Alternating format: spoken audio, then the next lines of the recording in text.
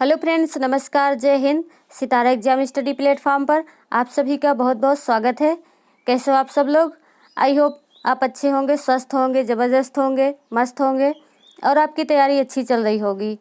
तो फ्रेंड्स, आज हम सीडीपी के कुछ इम्पॉर्टेंट क्वेश्चंस को लेकर आए हैं जो परीक्षा में कहीं ना कहीं आते ही आते हैं, तो आप इनको ज़रूर देखिएगा। चैनल पर जो लोग पहली बार विजिट कर रहे हैं, चैनल को सब्सक्राइब कर बेल आइकन को प्रेस कर दीजिए ताकि हम जैसे ही अगला वीडियो अपलोड करें उसका नोटिफिकेशन आप तक तुरंत पहुंच सके। तो फ्रेंड्स, स्टार्ट करते हैं अपने सेशन को। फर्स्ट क्वेश्चन दिया है, निम्नलिखित कथनों में से कौन सा कथन प्रश्न कौशल के लिए सही नहीं है? पहला, प्रश्न पूछने में उत्साहवर्धक तरीकों का प्रयोग करना। दूसरा, प्रश्नों को प्रोत्साहन देना। तीसरा, हाँ अथवा ना वाले प्रश्नों की संख्या बढ़ाना। और चौथा है, सुनने में संवेदनशीलता विकसित करना। तो इस क्वेश्चन का राइट आंसर है ऑप्शन तीसरा, हाँ अथवा ना वाले प्रश्नों की संख्या बढ़ाना। हाँ अथवा ना वाले प्रश्नों की संख्या बढ़ाना ये प्रश्न कौशल के लिए सही नहीं है, जबकि प्रश्न पूछने में उत्साहवर्धक तरीकों का प्रयोग करना, प्रश्नों को प्रोत्साहन देना और सुनने में संवेदनशीलता विकसित करना ये सभी प्रश्न कौशल के लिए सही हैं। नेक्स्ट क्वेश्चन है, निम्न में से कौन सा व्यक्तित्व मापन की प्रक्षेपी तकनीक है? साक्षात्कार, प्रासंगिक अंतर्बोध परीक्षण, निर्धारण मापनी या अवलोकन। तो इस क्वेश्चन का राइट आंसर है ऑप्शन दूसरा, प्रासंगिक अंतर्बोध परीक्षण। प्रासंगिक अंतर्बोध परीक्षण व्यक्तित्व मापन की प्रक्षेपी तकनीकी है। नेक्स्ट है, निम्न में से कौन सा एक संवेग है? उद्दीपक, स्मृति, आमोद या ध्यान।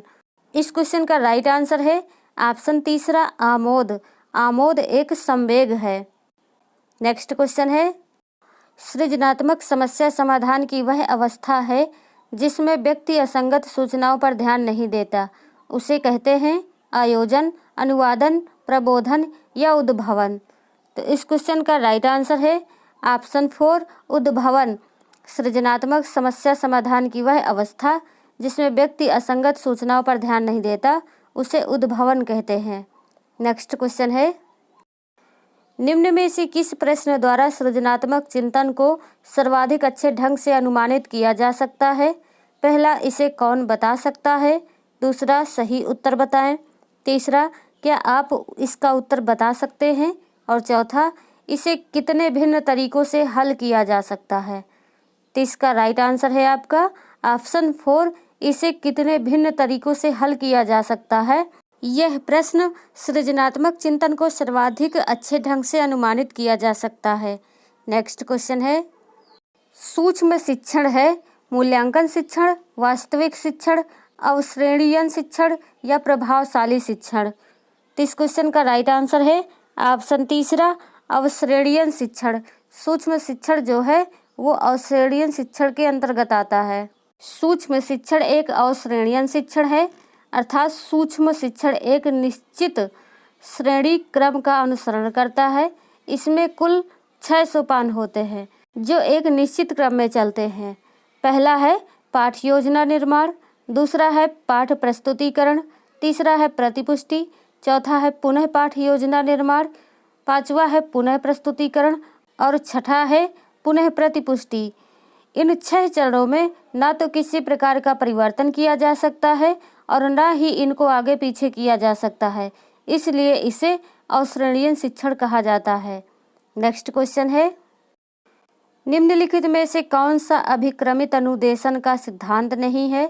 पहला, अभ्यास का सिद्धांत, दूसरा छोटे छोटे पदों का सिद्धांत, तीसरा सक्रिय अनुक्रिया का सिद्धांत या चौथा पुनर्बलन का सिद्धांत। तो इस क्वेश्चन का राइट आंसर है ऑप्शन पहला, अभ्यास का सिद्धांत। अभ्यास का सिद्धांत अभिक्रमित अनुदेशन का सिद्धांत नहीं है। मंदित मना बालकों की शिक्षा हेतु कौन सा उपागम उपयुक्त कहा जा सकता है?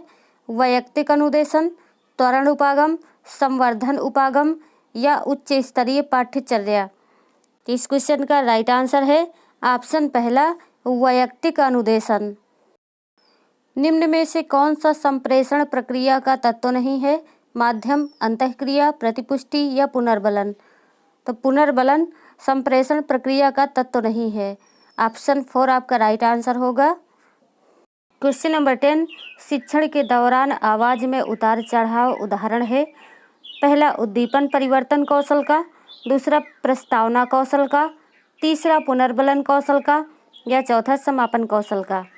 तो उद्दीपन परिवर्तन कौशल का शिक्षण के दौरान आवाज़ में जो उतार चढ़ाव का उदाहरण है वो उद्दीपन परिवर्तन कौशल का है। छात्रों का ध्यान आकर्षित करने के लिए तथा ध्यान को पाठ में लगाए रखने के लिए शिक्षक अपने व्यवहार में जो जानबूझकर परिवर्तन लाता है उसे उद्दीपन परिवर्तन कौशल कहते हैं। नेक्स्ट क्वेश्चन है, थॉर्नडाइक के उद्दीपक अनुक्रिया सिद्धांत एसआर थ्योरी में सीखने की प्रक्रिया में क्या महत्वपूर्ण नहीं है? क्रिया प्रसूत व्यवहार, अंतर्नोद, अभिप्रेरक या उद्दीपक। तो राइट आंसर है आपका ऑप्शन पहला क्रिया प्रसूत व्यवहार। एसआर थ्योरी में सीखने की प्रक्रिया में महत्वपूर्ण नहीं है क्रिया प्रसूत व्यवहार। अंतर्नोद, अभिप्रेरक और उद्दीपक ये सभी सीखने की प्रक्रिया में महत्वपूर्ण है। जो क्रिया प्रसूत व्यवहार है वह स्किनर के क्रिया प्रसूत अनुबंधन सिद्धांत से संबंधित है। नेक्स्ट क्वेश्चन है, निम्न में से कौन सा कथन सत्य नहीं है?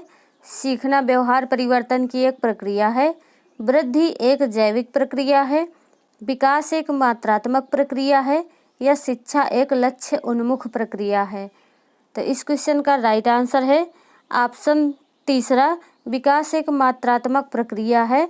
यह कथन सत्य नहीं है। शरीर के गुणात्मक परिवर्तनों को विकास कहा जाता है, जबकि अन्य सीखना व्यवहार में परिवर्तन की एक प्रक्रिया है, वृद्धि एक जैविक प्रक्रिया है और शिक्षा एक लक्ष्य उन्मुख प्रक्रिया है।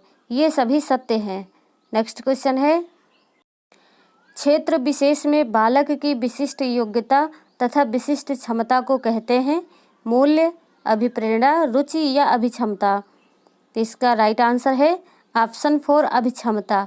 क्षेत्र विशेष में बालक की विशिष्ट योग्यता तथा विशिष्ट क्षमता को अभिक्षमता कहते हैं। किसी क्षेत्र में बालक की जो अभिक्षमता है उससे तात्पर्य है व्यक्ति के उस रुझान, रुचि या योग्यता से होता है जो किसी विशिष्ट कार्य, पाठ्यक्रम या व्यवसाय में सफलता प्राप्त करने के लिए आवश्यक होती है।